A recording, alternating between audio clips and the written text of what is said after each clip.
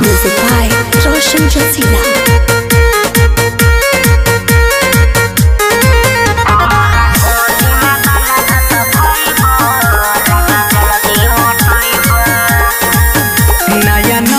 तरीका सिखावतारू हमके लइका नियन पढ़ावतारू कायो बोला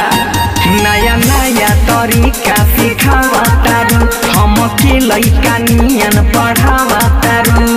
पातर छितर बार बलमुआ पहिले साँचो गोटैब कैसे रे जबरी ढोरी में दाल भात खैब राजा जल्दी मोटैब हमारा ढोरी में दाल भात खैब राजा जल्दी मोटैब बुझल साथ में का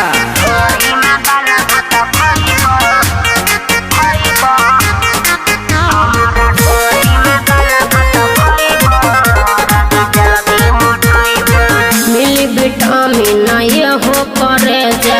सुन बोल आइला बन है जा कहू ना टीका कहतारू हो देही पर चढ़तारू हो मन करिले तो हमारा से लड़तारू हो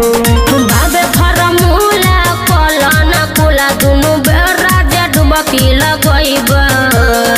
सच में का जबरी ढोरी में दाल भात खैब या राजा जल्दी मोटैब ऐसन कहीं होला हमारा ढोरी में दाल भात खैब या राजा जल्दी मोटैब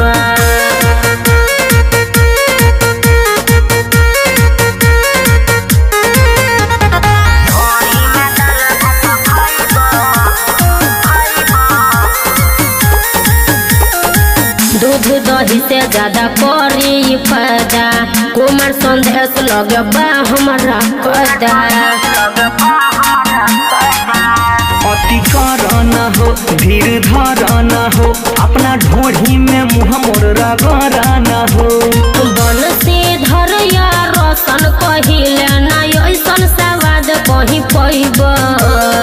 सच में का जबर